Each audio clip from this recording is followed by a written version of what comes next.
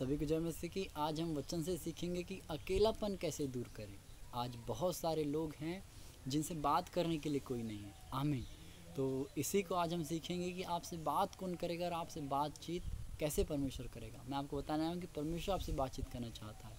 आज आपसे बहुत सारे लोग दूर हो सकते हैं या आपसे बात नहीं कर रहे होंगे क्योंकि आपने प्रभु को जान लिया है, प्रभु से प्रार्थना कर रहे हैं। समाज ने छोड़ दिया होगा, दोस्तों ने छोड़ा होगा, घर वालों ने छोड़ा होगा, आप कहीं ना कहीं अकेला फील कर रहे होंगे। तो इसलिए परमेश्वर ने आज मुझे वचन दिया है, क्योंकि वचन मुझसे भी बातचीत करता है। क्योंकि कई बार ऐसा होता है कि हमसे कोई बात नहीं करता, क्योंकि घर वालों को पता है ड्यूटी करता है तो भी टाइम में ही फ़ोन करते हैं। तो कई बार हमको लगता है हम उदास हो जाते हैं। ये हर किसी के जीवन में होता है कि उनको लगता है यार मैं उदास हो चुका हूँ।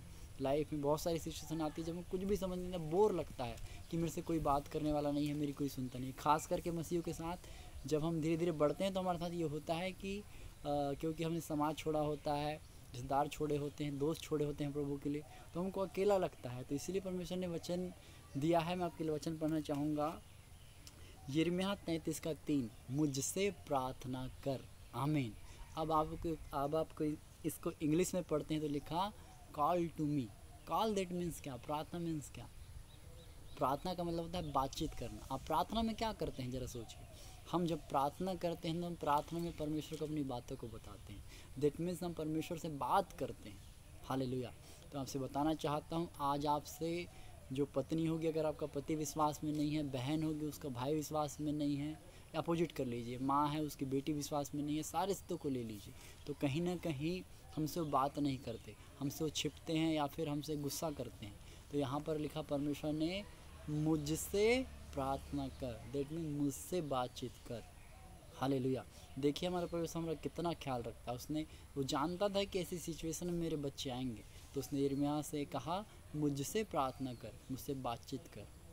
हालेलुया। आपको भविष्यद्वक्ता के बारे में पता होगा तो छोटी सी बात बताना चाहता हूँ। भविष्यद्वक्ता एक ऐसा व्यक्ति है या भविष्यद्वक्ता एक ऐसा अनॉइंटिंग है, एक ऐसा अभिषेक है जो सबसे ज़्यादा परमेश्वर के सुनते हैं। तो हमें सुनने के लिए उनके पास जाना होगा, उनसे बातचीत करनी होगी। तो इसलिए यिर्मयाह से परमेश्वर ने कहा मुझसे बातचीत कर, मुझसे प्रार्थना कर। हालेलुया। तो आज हमारा परमेश्वर हमसे कोई इंटरेस्टेड नहीं होगा। हम सुंदर नहीं हो सकते, हम पतले दुबले हो सकते हैं, हम ज़्यादा मोटे हो सकते हैं, हम काले रंग के हो सकते हैं, हम जैसे भी हो सकते हैं। तो बहुत सारे लोग आज हमको रिजेक्ट करते होंगे या प्रभु में आने के कारण से हमसे बातचीत नहीं करना चाहते होंगे, हमको एक अलग भावना से देखते होंगे। लेकिन हमारा परमेश्वर जो स्वर्ग का है वो कहता है मुझसे बातचीत कर। हालेलुया। तो जब आप डिप्रेस होते हैं, जब आप अकेले होते हैं, इस वचन को पढ़िए कि परमेश्वर आपसे कह रहा है मुझसे बातचीत कर। तो जो भी हमारे मन में दिक्कत है, परेशानी है, रिश्तेदारों को लेकर के, नौकरी को लेकर के, हर एक सिचुएशन को लेकर के, आप परमेश्वर के पास जाइए, इस वचन में बोलिए, इसको अंगीकार कीजिए। प्रभु तूने कहा मेरे को बता, मुझसे प्रार्थना कर मतलब मेरे को बता, मेरे से बातचीत कर। और आगे लिखा मैं तेरे सुन करके तुझे बड़ी बड़ी और कठिन बातों को बताऊँ। आमीन। अब मैं एक एग्ज़ाम्पल लेता हूँ अपने लिए कि मेरे रिश्तेदार या फिर कुछ लोग जो मेरे से नफ़रत करते हैं उनसे मेरी नहीं बनती। तो हमको कभी कभी तकलीफ़ होती है कि यार सब कुछ छूट गया। तो नीति वचन 18 अध्याय कहीं पर लिखा है कि जब परमेश्वर का हमारा चाल चलन यहोवा को भाता है तो हमारे बैरियों से हमारी मित्रता कराता है। आमीन। तो इस प्रकार से बहुत सारे वचन परमेश्वर ने दिए हमारी हर एक सिचुएशन के लिए। तो जिस भी सिचुएशन का डिप्रेशन है, मैंने एक एग्जांपल लिया कि मेरी कुछ लोगों से नहीं बन रही है, तो वचन में लिखा जिसका चाल चलन यहोवा को भाता है वो उसके शत्रु से मित्रता कराता है। ये एक वजह मैंने लिया। आपकी जो भी वजह हो सकती है, आप बीमार हो सकते हैं, आप परेशानी में हो सकते हैं, नौकरी की वजह से, जो भी, तो उस वचन को, उस बात को लेकर के जब आप परमेश्वर के पास जाएंगे और कहा प्रभु तूने कहा मेरे को बता, तो सॉल्यूशन हमको देगा। तो हमको बहुत बार रिश्ते ठीक करने की आवश्यकता नहीं है। मेरी किसी से बन नहीं है, मैं उसको रिश्ते ठीक करने नहीं जाता हूँ, मैं परमेश्वर से संबंध ठीक करता हूँ। मेरा विश्वास वचन पे है, क्योंकि प्रभु ने कहा मुझसे प्रार्थना कर, और प्रभु ने कहा कि जिसका चाल चलन मेरे को भाएगा मैं उसके शत्रु से उसकी मित्रता करा दूँगा। आमीन। हमको मित्रता करने जाना नहीं है, परमेश्वर उसके जीवन में ऐसे काम करेगा कि वो खुद हमारे पास आएगा। आमीन। हालेलुया। तो आपको मैं वचन दे रहा हूँ इसलिए कि आप जैसे भी हैं, जो भी है, जिस भी परेशानी में आपको ऐसा लग रहा है मेरे से बातचीत करने वाला नहीं है, आपने अपने घर वाले छोड़े हो सकते हैं, आपने एकदम प्रिय लोगों को छोड़ा हो सकता है, तो आपसे परमेश्वर बातचीत करना चाहता है। आपसे आज कोई बातचीत करे ना करे, लेकिन जब आप परमेश्वर के घुटनों में आकर के बैठेंगे, परमेश्वर कहें प्रभु मैं आ चुका हूँ तेरे से बातचीत करने के लिए, तो परमेश्वर डेफिनेटली आपसे बातचीत करेगा। सिर्फ प्रार्थना ही करना नहीं, कभी कभी हमको चुपचाप परमेश्वर के सम्मुख बैठना है, उसको फील करना है कि परमेश्वर तू मेरे साथ है, उसकी सुनने की कोशिश करना है और धीरे धीरे वचन को खोलते जाना है। तो देखिए ऑटोमेटिकली 1 दिन 2 दिन 3 दिन वो हमसे बातचीत नहीं करेगा, पर धीरे धीरे हमसे वो बातचीत करने लगता है। हालेलुया। तो हमको परमेश्वर से बातचीत करनी है इन दिनों में, क्योंकि हमको पता है कि अंत के दिन शुरू हो चुके हैं। तो इन दिनों में हमको रिश्तेदारों के लिए और बहुत सारे ऐसे भाई बहन होंगे जो इस डिप्रेशन से गुजरते हैं कि मेरे से कोई बातचीत करने वाला नहीं है, माता पिता नौकरी में रहते हैं, तो बच्चों को भी डिप्रेशन होता है कि अकेलापन फील होता है। तो इस वचन को हमको खुद तो सीखना ही सीखना और बहुत सारे लोगों तक के पहुँचाना है कि जैसे हमने इस वचन से आशीष पाई है कि हमसे कोई बातचीत करे ना करे, लेकिन जीवित स्वर का परमेश्वर हमसे बातचीत करता है और हम में इंटरेस्टेड है। हम चाहे जैसे भी हैं, हम जैसे भी हैं, हमारा परमेश्वर हमसे बहुत प्रेम करता है, क्योंकि जो हमारे माता पिता है, हम चाहे जैसे भी हो हमसे प्रेम करते हैं, क्योंकि इस दुनिया में लाने वाले वो हैं। हमारी माँ ने हमें 9 माह अपने गर्भ में रखा है, तो हमसे बहुत प्यार करती है। हमारे पिता हमसे प्रेम करते हैं। तो जो स्वर्ग का परमेश्वर जिसने अपने हाथों से हमें रचा है और हमारे लिए अपने बच्चे को दिया है, वो सोचिए वो हमसे कितना प्रेम करता हो।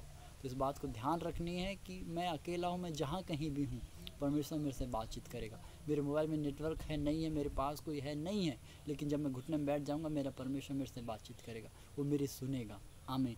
आज मैं यहाँ पर नौकरी में हूँ, बहुत बार ऐसा होता है कि हम हर चीज़ से दूर हो जाते हैं।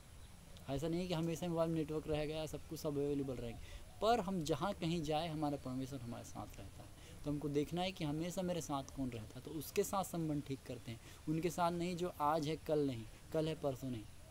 हमेशा हमको ध्यान रखना है कि मैं कहीं भी जाऊँ, हम जब घर से बाहर निकलते हैं घर वाले हमारे साथ नहीं रहते, पर हमारा परमेश्वर हमारे साथ रहता है। तो हमको आज परमेश्वर से बातचीत करना अधिक से अधिक शुरू करना है और अपने संबंध को परमेश्वर के साथ अच्छे करना है। तो हम अपने जीवन में अपने ही नहीं बहुत तेरे के जीवन में आशीष को देखने पाएंगे। आमीन। तो मैं विश्वास करता हूँ इस वचन के द्वारा आपको आशीष मिली है, और आशीष मिली है तो प्लीज़ और लोगों तक के इस वीडियो को शेयर करें, ताकि वो भी इस वचन से सीख सके, जो परेशान होते हैं, जो अकेले होते हैं, वो भी परमेश्वर से बातचीत करना स्टार्ट कर सके। आमीन। प्रभु जी मैं धन्यवाद हूँ इस वचन के लिए, ये लोगों तक के जाए और उनके जीवन 100 गुना से इसका कारण बने। मेरे पिता इस वचन को मैं तेरे लोहों में छिपाता हूँ, पिता बहने दे इस वचन को, इस माध्यम से देशों विदेशों तक के मैं तुझसे ऐसी प्रार्थना करता हूँ। वचन लिखा मांग, मुझसे मांग और मैं तेरी सुन करके तुझे दे दूँगा। प्रभु जी मैं तुझसे मांगता हूँ खुदा, बहुत तेरे लोगों को इस वीडियो को सुनने के लिए और आशीष को आने के लिए। तेरा राज्य बातों का नहीं परंतु सामर्थ्य का है परमेश्वर। जब ये वचन को लोग सुनते हैं, जो डिप्रेशन है, डिप्रेशन ख़त्म हो जाए यीशु मसीह के नाम में, अकेलापन ख़त्म हो जाए यीशु मसीह के नाम में। प्रभु जिनके पास बातचीत करने के लोग नहीं, आज तेरा वचन उनके पास पहुंच जाए कि वो लोग तुझसे बातचीत करने वाले हो जाए। पिता तू जा उनसे बातचीत कर।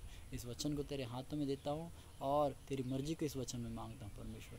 खुदावंद हर एक मेरे कामों में तेरी मर्जी को मांगता हूँ। पिता शब्द मेरे हैं, शरीर मेरा हो सकता है, परंतु तेरा बनाया हुआ, मेरा सब कुछ तेरा है। प्रभु मैं धन्यवाद देता हूँ स्वामी ऐसा करने के लिए। तूने उन लोगों तक के पहुँचाया इस वचन के माध्यम से और अपने सुसमाचार को पहुँचाया। धन्यवाद हूँ। द यीशु मसीह के नाम मांगता हूँ। आमीन। आमीन। God bless you all.